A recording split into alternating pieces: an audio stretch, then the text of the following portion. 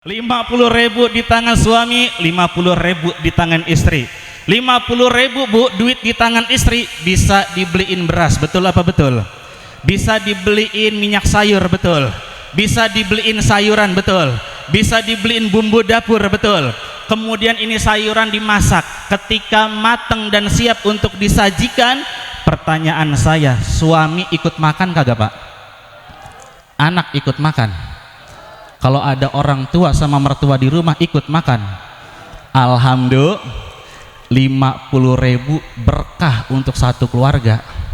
Kalau di tangan, sekarang gantian bang, 50.000 di tangan suami. Ngapa bu? 50.000 di tangan suami, itu duit udah pasti dibeliin. Saya kata apa? Ketika bapak ngerokok, istri ikut ngerokok. Bapak ngerokok, anak ikut ngisep. Lah kagak, berarti udah jelas duit akan menjadi tambah barokah apabila berada di tangan daripada di tangan. Setuju bu? Egois banget. Assalamualaikum warahmatullahi wabarakatuh.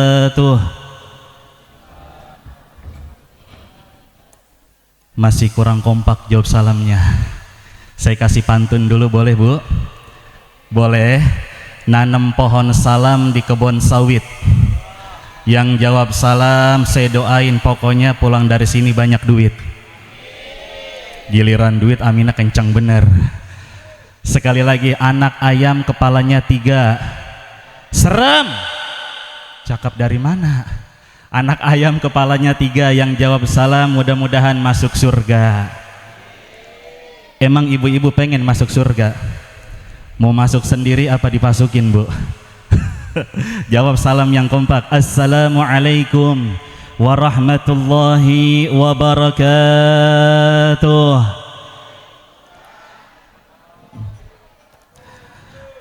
Alhamdulillah, alhamdulillahil wahidil qahar, al-azizil ghaffar, mukawwiril laili 'alan nahar, tadhkiratan li'ulil qulubi wal absar wa tabsiratan lidzawil albabi wal i'tibar. Ayo sama-sama kita baca syahadatnya, karena bersahadat bagian daripada tajdidul iman, cara kita untuk memperbarui iman. Ashhadu an la ilaha illallah wa ashhadu anna muhammadar rasul.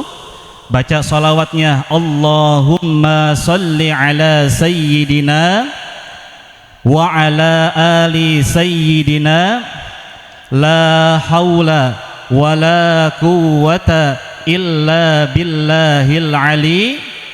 Qalu subhanaka la ilma lana illa ma 'allamtana innaka antal alimul hakim.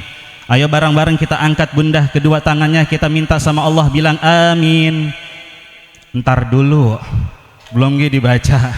Pokoknya yang bilang amin saya doain mudah-mudahan Allah lapangkan hatinya.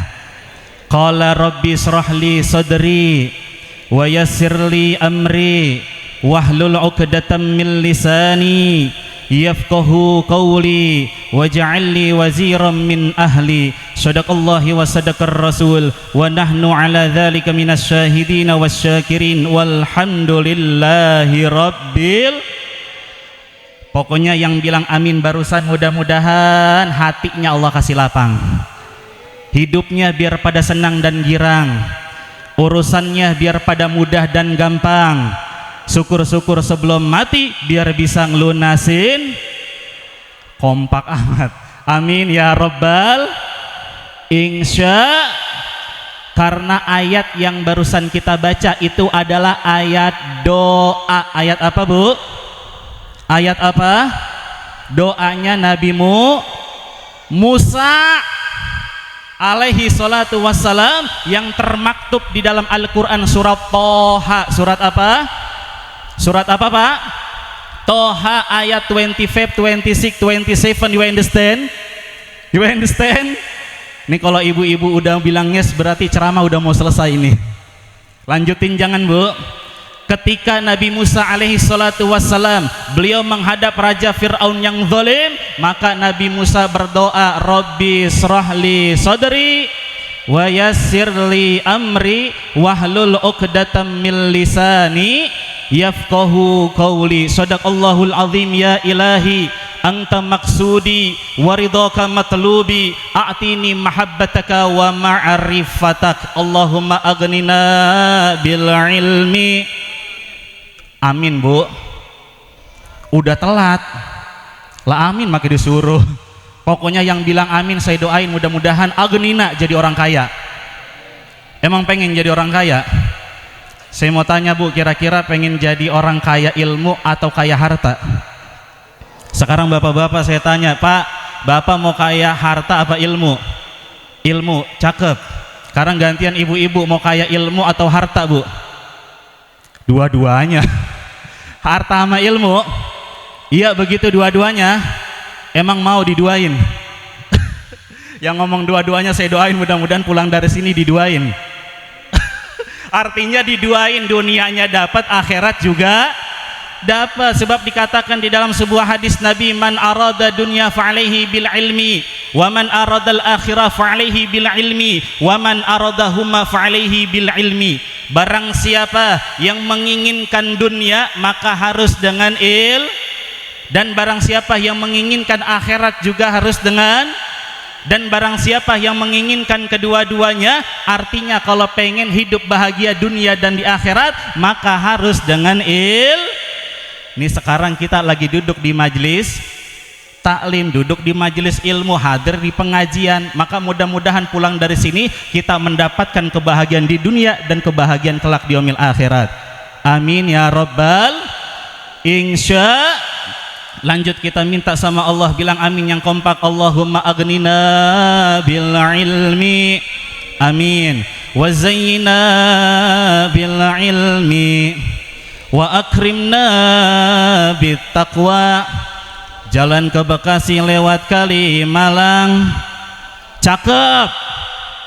Kalau doa amin, kalau pantun bilangnya, pokoknya yang bilang cakep saya doain mudah-mudahan pulang dari sini mukanya tambah glowing. Jalan ke Bekasi lewat kali Malang, yang kagak bilang amin sendalnya hilang. Nggak bercanda. Allahumma aghnina bil ilmi wa zayyina bil ilmi wa akrimna bit taqwa wa ajmilna bil afiyah ya rabbi bil mustafa balligh maqah. Allahumma salli wa sallim wa barik alaihi wa ala alihi. Ya wasi'al karami ya rabbi bil mustafa balligh maqasidana. Qabul semua maksud dan hajat kami ya Rabb. Ighfir dhunubana, ampunilah dosa-dosa kami ya Allah. Isfa' lana karami maulaya salli wa sallim daiman ala habibika khairil halqi kullihim ya Rabb. Isfa' lana ya Rasulullah, unzur ilaina ya Rasulullah,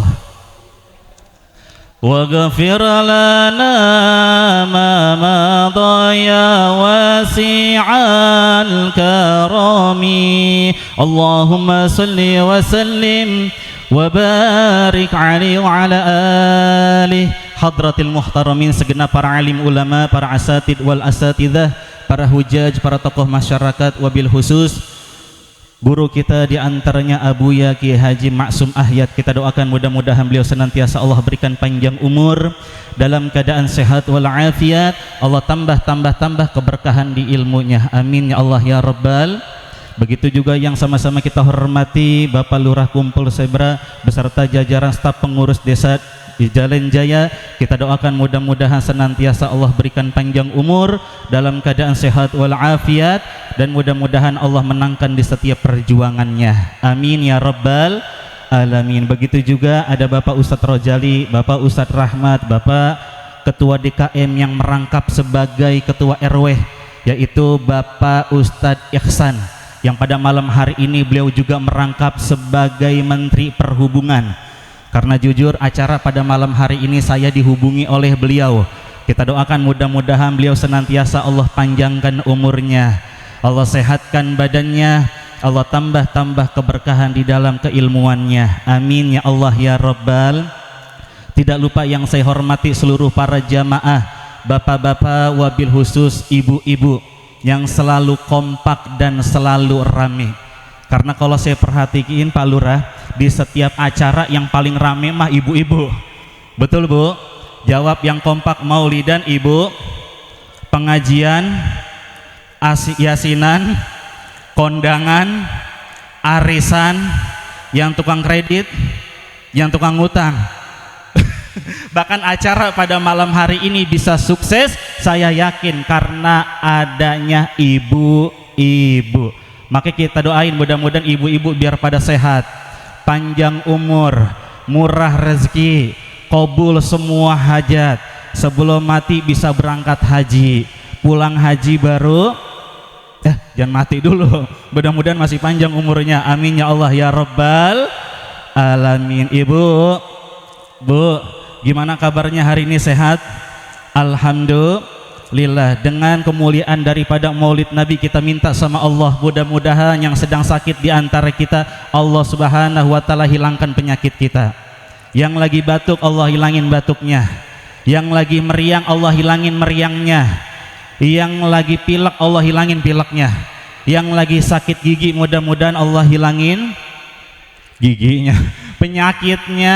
Amin ya Rabbal alamin. Dan kita minta sama Allah bijahi Sayyidina Muhammad, mudah-mudahan dengan kemuliaan Maulidir Rasul yang suami kita mungkin pada malam hari ini sedang bekerja, kita minta sama Allah Bunda, mudah-mudahan Allah selamatkan di tempat kerjaannya, Allah berikan rezeki yang halalan wasi'an thayyiban mubarakah. Yang suaminya mungkin lagi nge-grab, lagi ngojek, mudah-mudahan Allah berikan penumpang yang banyak. Yang suaminya lagi dagang, saya doain mudah-mudahan biar cepat laku suaminya, dagangannya. Amin ya Allah ya Rabbal alamin. Mengapa di malam hari yang penuh dengan berkah ini saya mengajak ibu-ibu untuk mendoakan para suaminya? Karena yang pertama, di balik kesuksesan seorang suami, di situ terdapat doa istri yang tulus dan ikhlas untuknya. Betul Bu? Betul Bu? Yang kedua, kalau kita bicara tentang urusan rumah tangga, maka yang wajib mencari nafkah itu kira-kira suami atau istri? Suami atau istri? Yang panas kepanasan cari duit suami atau istri? Yang hujan kehujanan cari duit suami atau istri? Tapi ketika suami gajian, suami dapat duit, duitnya buat siapa Bu? Duitnya buat siapa? Yang ngabisin siapa? Yang sering jajan siapa? Yang sering belanja siapa? Bahkan duit suami duit, duit istri duit. Tega amat Bu. Kenapa ada peribahasa duit suami, duit istri ya kok duit istri? Ternyata Pak Ustadz, Pak Guru, ketika saya sudah menikah, survei membuktikan duit itu lebih barokah ketika berada di tangan istri daripada di tangan. Percaya enggak Bu? Percaya Bu? Ibu-ibu setuju? Bapak setuju enggak? Kalau bapak-bapak nggak setuju, ayo kita buktiin bareng-bareng. 50.000 di tangan suami, 50.000 di tangan istri. 50.000 Bu, duit di tangan istri bisa dibeliin beras, betul apa betul? Bisa dibeliin minyak sayur, betul? Bisa dibeliin sayuran, betul? Bisa dibeliin bumbu dapur, betul? Kemudian ini sayuran dimasak, ketika matang dan siap untuk disajikan, pertanyaan saya, suami ikut makan kagak Pak? Anak ikut makan? Kalau ada orang tua sama mertua di rumah ikut makan, alhamdulillah, 50.000 berkah untuk satu keluarga. Kalau di tangan, sekarang gantian Bang, 50.000 di tangan suami, Ngapa bu? 50.000 di tangan suami, itu duit udah pasti dibeliin. Saya kata apa? Ketika bapak ngerokok, istri ikut ngerokok. Bapak ngerokok, anak ikut ngisep. Lah kagak, berarti udah jelas duit akan menjadi tambah barokah apabila berada di tangan daripada di tangan. Setuju bu? Egois banget. Tapi emang betul pak, tingkat keegoisan yang paling tinggi di dalam urusan rumah tangga ada di pihak ibu-ibu. Terima nggak bu kalau saya katakan ibu-ibu egois? Kagak terima? Terima, berarti emang egois. Kita buktiin sekarang bu, di dalam urusan rumah tangga yang suka minta duit suami apa istri? 1-0 Pak Ustadz. Pertanyaan nomor 2 bu, di dalam urusan rumah tangga yang suka minta diperhatiin suami apa istri? Istri. 2-0. Di dalam urusan rumah tangga yang suka jajan suami apa istri? Istri. 3-0 Mbak. Pertanyaan yang keempat bu, di dalam urusan rumah tangga ketika seorang suami sakit, istri pun sakit, yang pengen minta diurusin suami apa istri? Suami apa istri? Ketika nanti ajal datang kepada diri kita, ibu-ibu Allah takdirkan masuk ke dalam surga, maka suami masuk astagfirullahaladzim neraka. Tega amat ibu-ibu. Tapi survei membuktikan ketika baginda Rasul sallallahu alaihi wasallam di Isra wal Mi'rajkan oleh Allah Subhanahu wa taala, baginda Rasul diperlihatkan bagaimana dahsyatnya itu alam neraka, dan ternyata penduduk neraka terbanyak ada di pihak ibu. Rasain mengenak, dari tadi laki mulu yang disalah-salahin. Bu, ibu, terusin jangan. Seriusin apa jangan? Nih cuaca udah mulai mendukung bu, paling enak kita tidur di rumah bu ya. Jadi terusin apa jangan nih? Tidak banyak yang mau saya sampaikan karena besok kita masih ada aktivitas, walaupun sedikit. Mudah-mudahan kita pulang dari sini bawa ilmu yang bermanfaat. Kalau ibu bapak pulang dari sini bawa ilmu yang bermanfaat, berarti saya yang ceramah pulang bawa ampunan. Jadi lemes banget amplop. Emang ada? Siapa yang ngasih? DKM. Wallahi bu, kita para ustadz, para kiai nggak pernah yang namanya ceramah ngarepin amplop. Kagak pernah bu. Yang penting mah kita pulang dikasih doa, duit. Mama mata duitan. Jamaah yang dirahmati oleh Allah Subhanahu wa taala, to the point aja.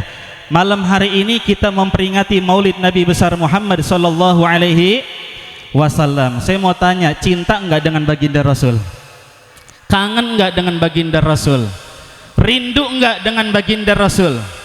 Jawab yang jujur. Tadi baca Maulid yang dipimpin oleh guru kita Sayyidil Habib Abdullah Al-Attas. Jawab yang jujur, kelamaan apa kagak? Baca Maulid kelamaan apa kagak? Baca solawatan kelamaan apa kagak? Baca qasidahan kelamaan apa kagak? Kalau di dalam hati kita masih ada iman kepada Allah, masih senang solawatan, masih suka maulidan, masih senang duduk di majelis taklim, masih senang duduk di pengajian, masih senang kumpul duduk seperti ini yang menyambung daripada tali silaturahmi, berarti bertanda di dalam hati kita masih ada iman kepada Allah Subhanahu wa taala. Amin ya rabbal insya. Sebaliknya kata Abdullah ibn Mas'ud radhiyallahu taala anhu apa? Kalau orang udah nggak doyan solawatan, nggak senang maulidan, udah nggak suka hadir di majelis taklim, udah nggak senang duduk di pengajian, udah nggak senang kumpul duduk seperti ini yang menyambung daripada tali silaturahmi, berarti itu orang bertanda alamatul min qaswatil qulub, tanda-tanda telah dimatikan hatinya oleh Allah Subhanahu wa taala. Na'udzu. Maka saya yakin hari ini baginda Rasul hadir tengah-tengah kita hadirin, menyaksikan para kekasih-kekasihnya, bukan ustadz, bukan kiai, bukan lurah, bukan RT, bukan RW, bukan siapa-siapa, akan tetapi kekasihnya baginda Rasul adalah kita yang hadir pada malam hari ini. Makanya dikatakan tuba liman ra'ani wa amana bi, thumma tuba thumma tuba thumma tuba liman amana bi wa lam yarani. Suatu ketika baginda Rasul berkumpul dengan para sahabatnya. Baginda Rasul mengatakan, aku rindu dengan kekasihku, aku rindu dengan kekasihku. Maka para sahabat mengatakan, ya Rasulullah, bagaimana mungkin engkau rindu dengan kekasihmu sedangkan kami ada di dekatmu, sedangkan kami ada di tengah-tengahmu, sedangkan kami ada selalu membersamaimu ya Rasulullah. Maka Rasul katakan, kalian bukanlah kekasihku, akan tetapi kalian adalah sahabatku. Maka sungguh beruntung bagi kalian yang telah beriman kepadaku. Lalu siapa ya Rasulullah kekasihmu itu? Mereka adalah orang yang beruntung, beruntung dan beruntung. Nabi katakan 3 kali beruntung. Mereka adalah yang tidak pernah memandang wajahku, tidak pernah hidup satu zaman denganku, tidak pernah sholat berjamaah denganku, tidak pernah duduk bersamaku, makan bareng bersamaku, sholat berjamaah denganku. Akan tetapi dia beriman kepadaku, yakin kepadaku, percaya kepadaku, beriman kepadaku, dan sering mengucapkan salawat dan salam kepadaku. Itulah mereka adalah kekasihku. Siapa mereka? Kita semua yang hadir pada malam hari ini adalah kekasihnya baginda Rasul sallallahu alaihi wasallam. Amin ya rabbal jamaah. Jamaah, terusin jangan, terusin jangan. Nih yang belakang udah nggak mulai kondusif nih, udah mulai tengok kanan, tengok, selonjor kanan, selonjor. Masih semangat bu? Kalau begitu ikan sepat, ikan gabus, tengah-tengahnya ada burung pelatuk. Ceramah saya lebih cepat, lebih bagus, karena lama-lama dengerin ceramah saya mata semakin astagfirullahaladzim. Jadi terusin jangan bu, terusin. Masih semangat? Kelihatan masih semangat, karena orang kalau taklim semangat biasanya ada ciri-cirinya bu. Yang pertama, ketika dia duduk di majelis taklim, yang dia cari itu tembok. Kalau kagak tembok, tiang, maka disebutlah dengan jider, ngaji sambil. Ciri-ciri yang kedua, jiping, ngaji sambil nguping. Ciri-ciri yang ketiga, duduknya tegap, pala nunduk, mata merem. Biasanya nyusul itu bang, ada suaranya saking husuknya dengerin maulid. Jadi terusin apa jangan? Yakin nggak kalau malam hari ini kita sedang duduk di taman surga? Yakin nggak bu? Yakin. Kata siapa? Bagaimana tempat ini tidak menjadi taman surga? Tadi telah dibacakan maulid oleh Sayyidil Habib Abdullah Al-Attas, dibacakan qasidah, dibacakan salawat, dibacakan tahlil, tahmid serta zikrullah, dibacakan daripada ayat-ayatnya Allah. Dikatakan di dalam sebuah hadis daripada hadis riwayat Imam Muslim, ma jalasa qauman majlisan yadhkurullaha tabarak wa ta'ala illa khaffat malaikah. Tidaklah seorang muslim kumpul di suatu majlis, lalu di dalam majlis tersebut mereka berzikir kepada Allah, mengingat Allah, membaca salawat kepada Rasulullah. Ada sebagian ayat-ayat Allah yang mereka baca, illa khaffat malaikah, maka para malaikat akan mengelilingi kita semuanya. Wa ghasyiyatuhumur rahmah, dan Allah menebarkan daripada rahmatnya, cintanya, kasih sayangnya. Wa nazalat alaihim sakinah, dan Allah subhanahu wa ta'ala menurunkan daripada ketenangan hati, ketentraman jiwa. Wa dzakarallahu ta'ala fiman indahu, dan nama kita satu persatu disebut di hadapan para malaikat-malaikatnya Allah. Amin ya rabbal alhamdulillah. Saya mau tanya, kira-kira lebih senang dikelilingi malaikat apa lebih senang dikelilingi setan? Lebih enakan mana bu? Dikelilingi malaikat atau setan? Setan atau malaikat? Kalau malaikat ngajak kita ke surga atau ke neraka? Ke surga. Kalau setan, nanti di akhirat hanya ada 2 jalan, jalan menuju surga sama jalan menuju neraka. Tidak ada jalan lain melainkan 2 jalan ini. Ala hufatil jannah al makari. Ingatlah, jalan menuju surga itu enggak gampang, jalan menuju surga itu enggak mudah. Al makari, banyak ujiannya, banyak cobaannya, banyak kerikil-kerikil yang tajam, banyak halang rintangannya. Ini kadang-kadang mohon maaf Pak, kita pengen banget hadir acara pengajian, udah rapih dari rumah, udah make sarung, make baju koko, make songko, udah rapi dah. Baru sampai depan rumah temen nyamper, mau kemana CS? Lah biasa itu hadir pengajian. Lah situ mau kemana? Lah mau nyamper mancing ini, mancing berangkat. Lah balik kanan bang, kagak jadi itu hadir pengajian. Songko ditaro, baju koko digantung, sarung dilepas, ngambil joran, berangkat mancing. Betul Pak? Artinya apa? Jalan menuju surga itu banyak halang rintangannya, banyak ujian, banyak cobaannya.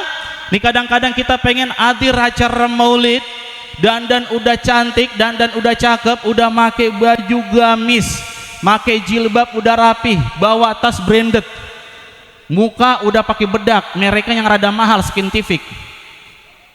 Tahu Pak Skintific? Lah 250 itu. Iya, 250. Tapi ada tuh bedak yang dari tahun 90-an sampai sekarang Pak Lurah harganya masih 2.500. Kagak naik-naik kok. Apa namanya itu? Pipa.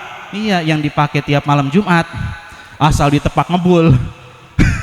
Kita dandan udah cantik, udah cakep, pakai minyak wangi dari ujung rambut sampai ujung kaki, niat hadir acara maulid. Hujan turun. Itu yang keluar bukan badannya, takut buat make up luntur, tapi tangannya. Pakai ngomong, ya hujan. Ntar lagi gede ini mah. Gede, gua kata gede ini hujan. Manjur bet bu, sumpahnya gede pisan hujan. Tapi giliran acara kondangan, nonton dangdut, nonton jepongan, hujan gede, angin kenceng, jadi berangkat. Betul bu? Tuh kan bener betul. Bukan orang sini, yang jauh sono pinggir laut. Cuman dulu sempat tinggal di sini. Dia juga berarti ya. Artinya apa? Jalan menuju surga itu banyak halang rintangannya, banyak ujiannya, banyak cobaannya. Ini kadang-kadang kita pengen hadir acara maulid bu, sampai di tempat acara maulid pakai diomongin.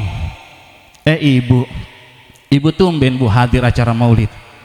Lah biasanya mah jam segini lagi karaokean itu. Lah tumben hadir acara maulid.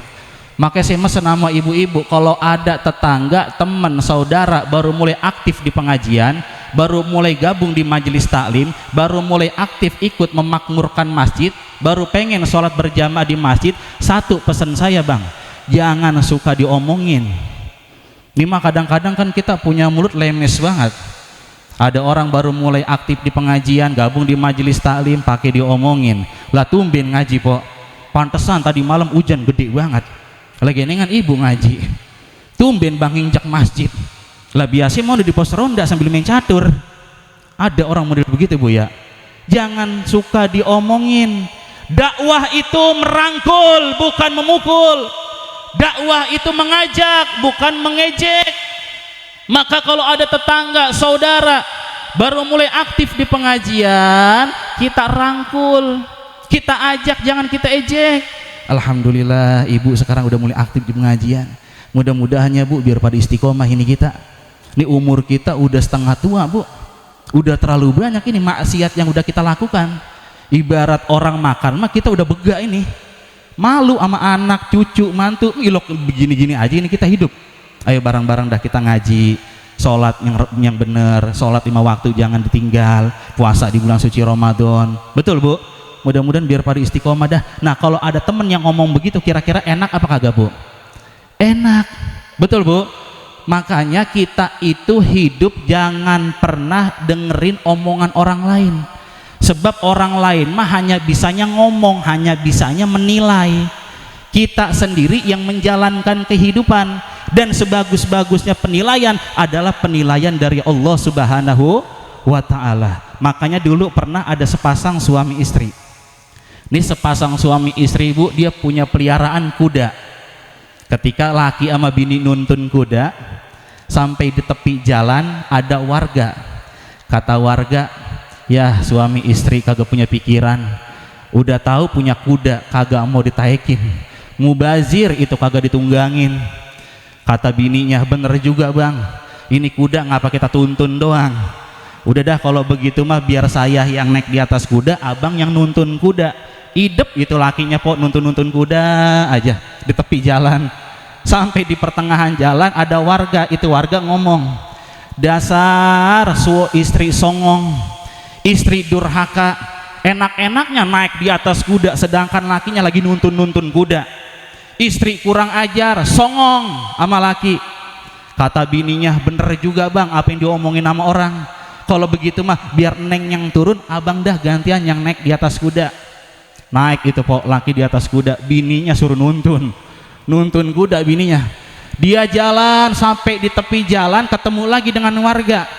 Apa kata warga? Dasar suami nggak punya hati, nggak punya pikiran, kagak punya kasih cinta dan sayang.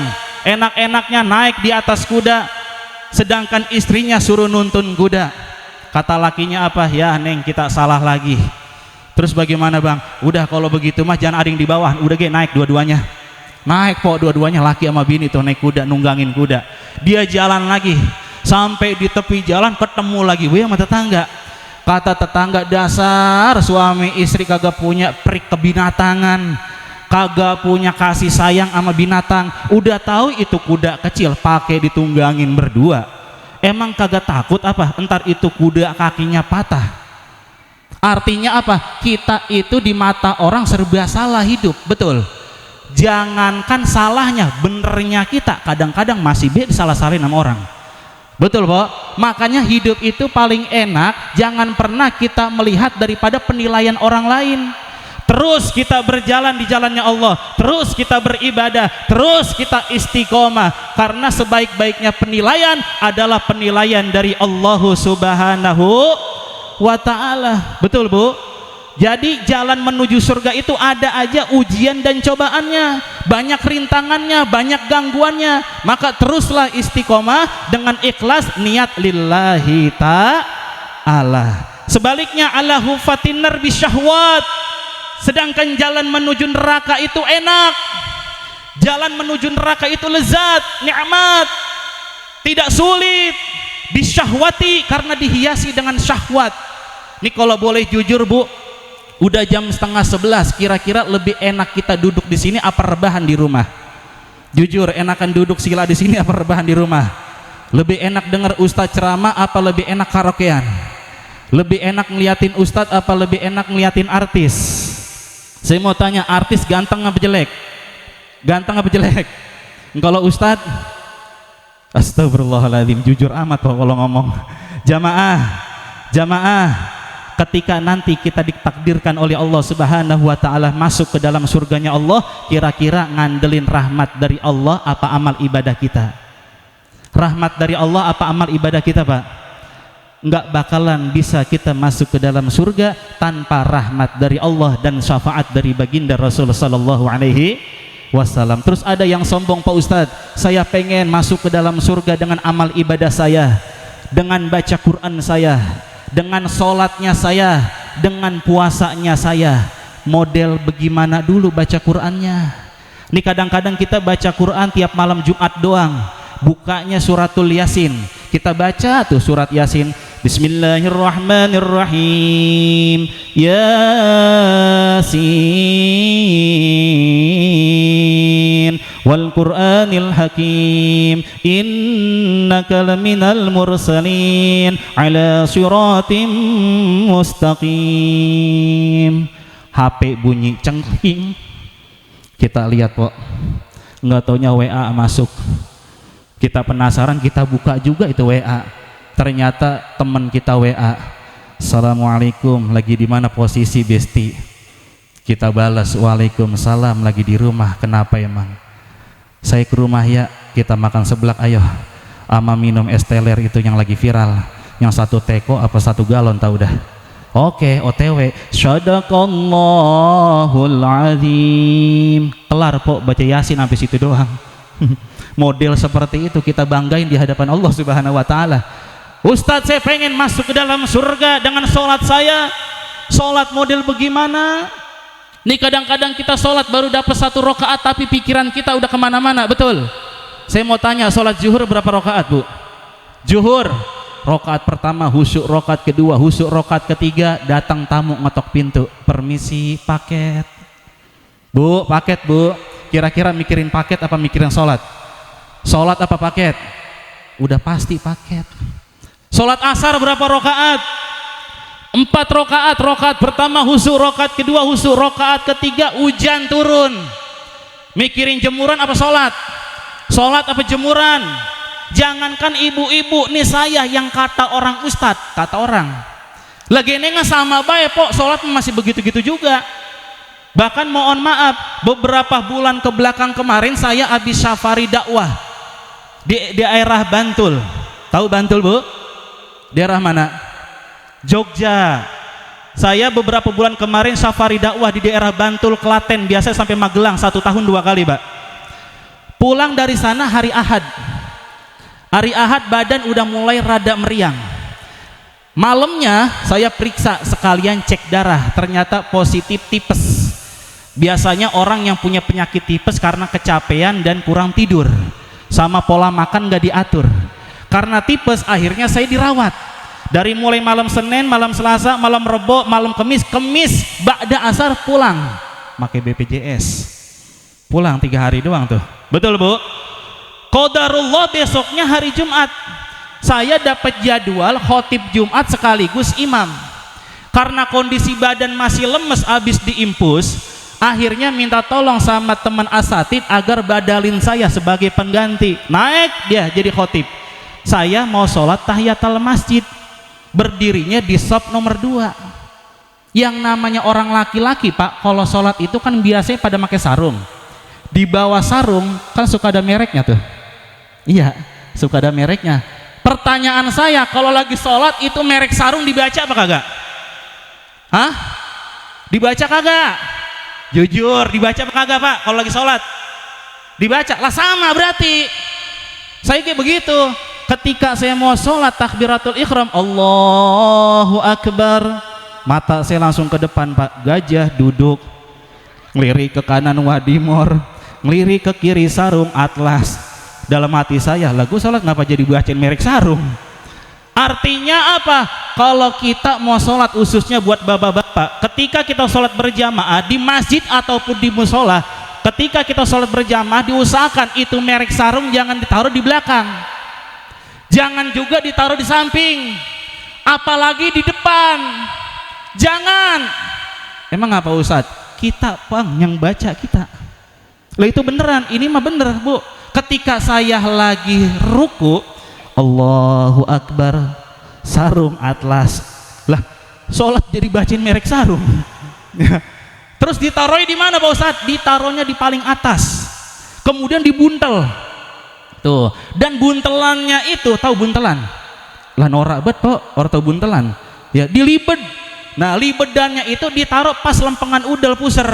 Ini sunnah. Makanya guru-guru kita, para ulama, kiai, aslafuna soleh, beliau kalau pakai gamis suka ada yang menonjol tuh di perutnya ya. Nah itu sunnah tuh, pakai sarung pas di lempengan pusar libedannya. Begitu po. Bahkan mohon maaf nih, saya punya kegiatan rutinitas, biasanya ngajar bocah pengajian di kampung Jalen, di musola Izatul Islam. Ketika saya mengajar bu, kebetulan beberapa minggu yang lalu lagi musim hujan. Saya mau berangkat, hujan udah turun. Akhirnya saya neduh dulu di tepi jalan. Hujan udah rada-reda, saya terusin perjalanan. Sampai di musola itu anak-anak pengajian udah komat di musola Izatul Islam. Nah karena saya buru-buru mau jadi imam, kunci motor lupa saya cabut.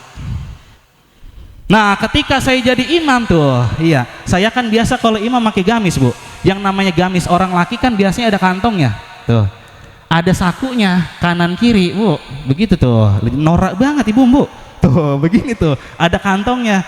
Lah pas lagi saya sholat bu ya, alhamdulillah itu khusyuk pas lagi takbiratul ihram, tapi pas lempengan lagi ruku, Allahu Akbar, hati saya ngomong, tadi kunci motor udah gue cabut belum ya? Kayaknya mah belum ini. Ya hilang dah motor gua. Hilang, gua kata hilang ini motor. Lah kagak berasa itu bang, kita ruku sampai lama banget. Sampai kuatan bocah pengajian nanya selesai sholat, Pak Ustadz, tadi Pak Ustadz sholat khusyuk ya? Lah tahu dari mana lu bang? Lah tadi saya lihat itu Pak Ustadz rukunya lama banget.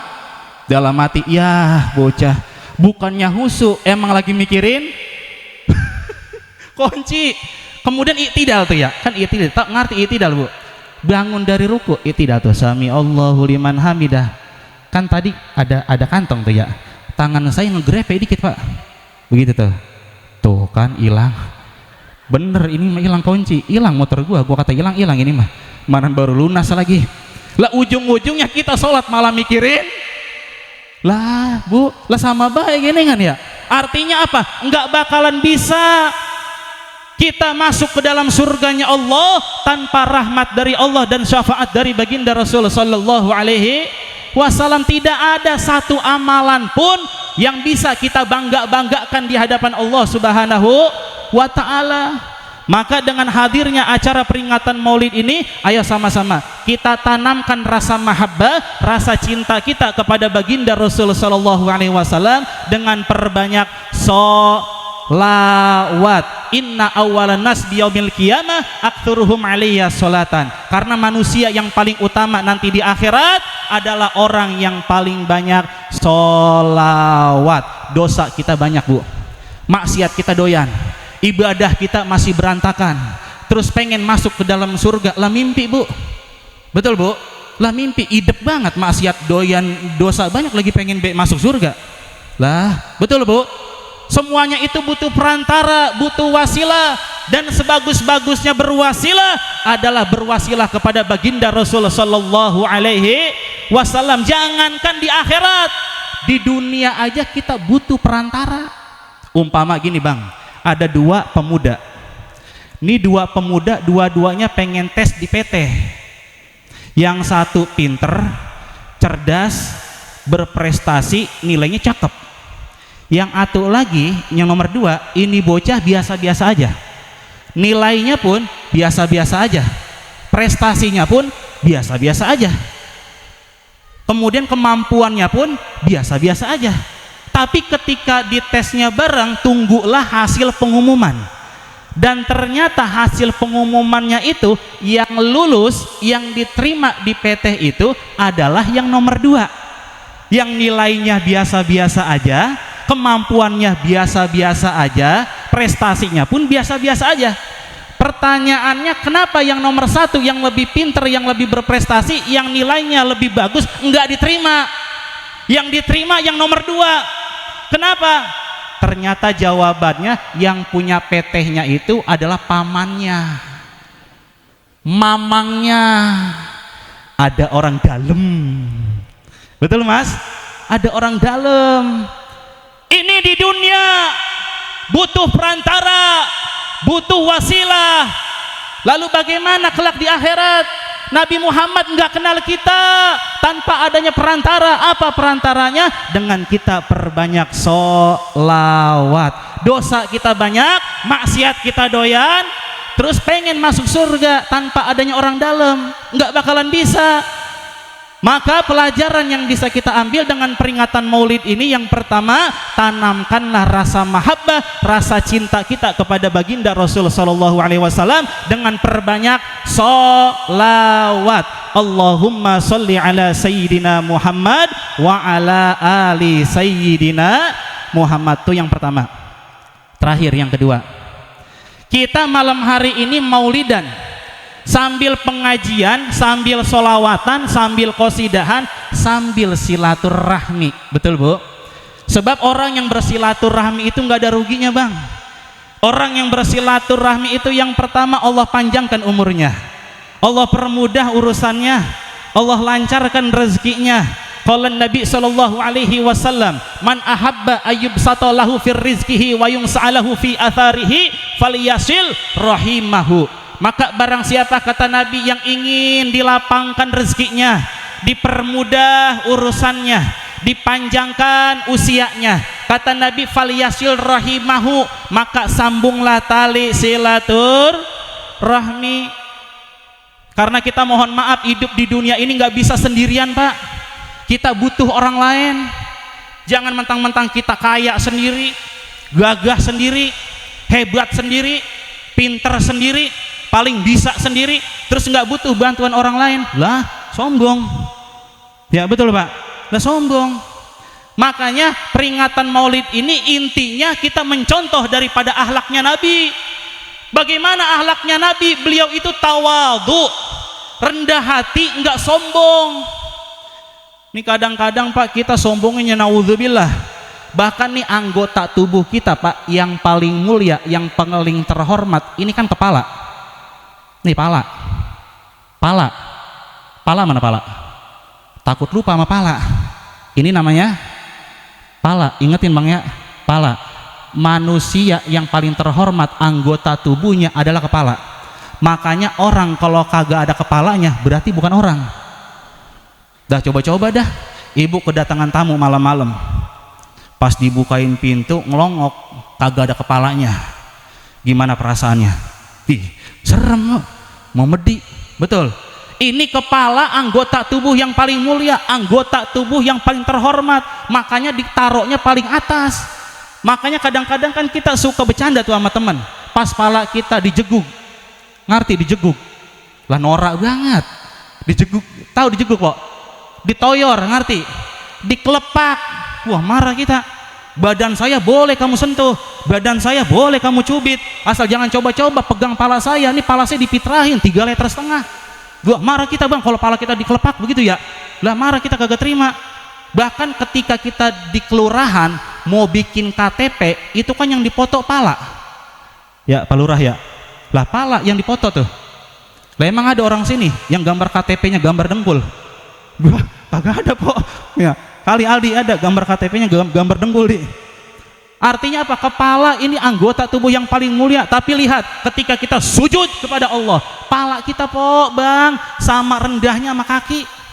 Bahkan kepala kita kedudukannya lebih rendah dari kemaluan kita, lebih rendah daripada pantat kita. Artinya apa?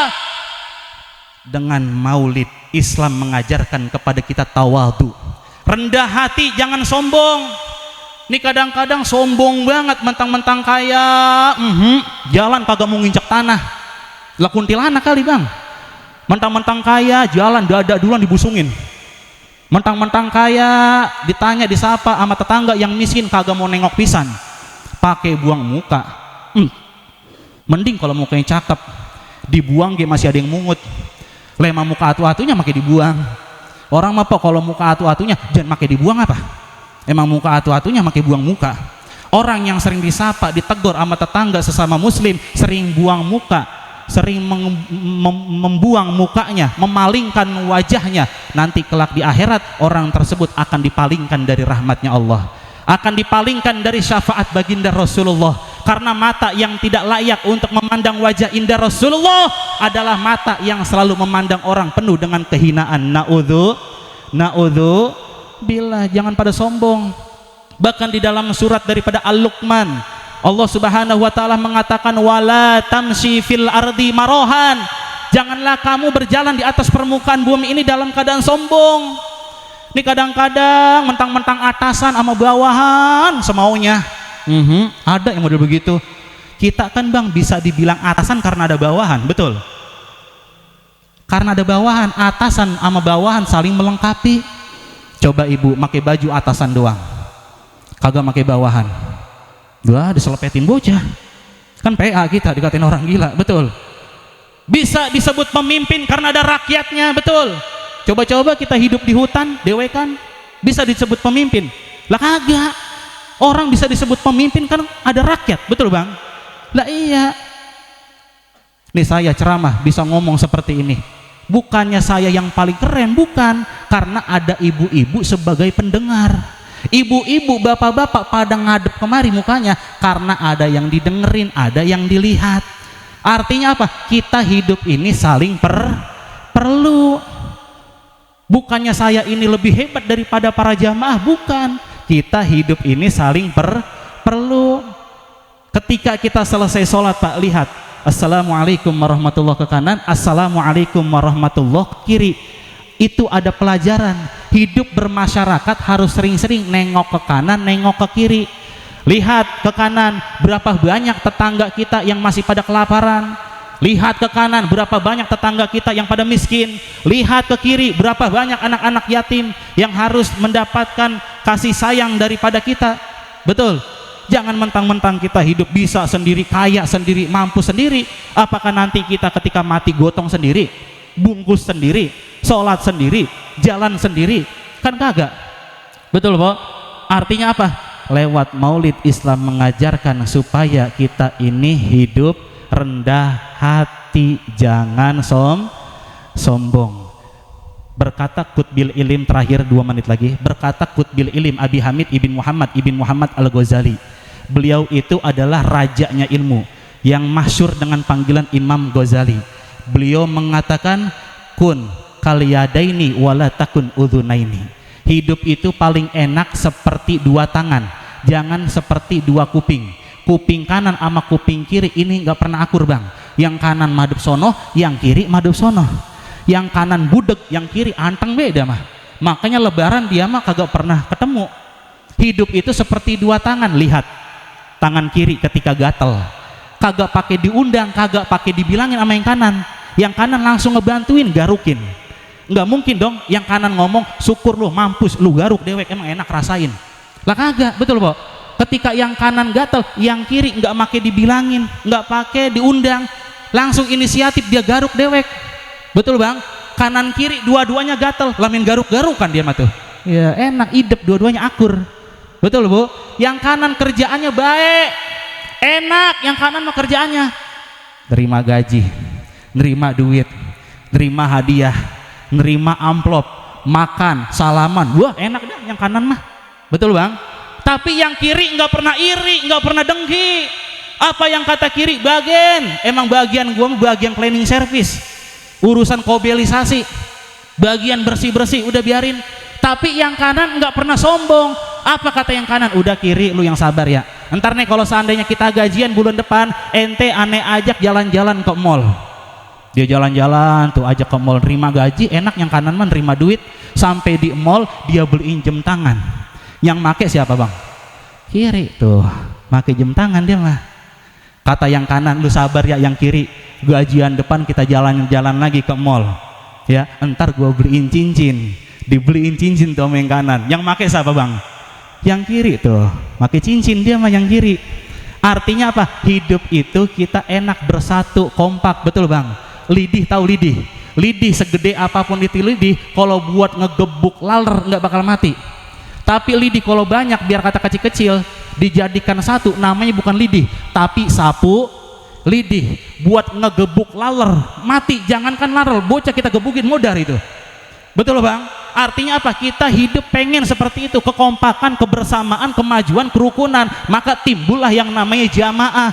Ketika kita berjamaah, turunlah rahmat dari Allah Subhanahu wa ta'ala. Jadi peringatan maulid ini daripada intinya, yang pertama, tanamkan rasa mahabbah kita dengan perbanyak sholawat. Yang kedua, kita mencontoh akhlaknya Nabi dengan cara tawadhu, rendah hati, tidak sombong. Walaupun sedikit, ini saja yang dapat Al-Fakir sampaikan. Mudah-mudahan bermanfaat.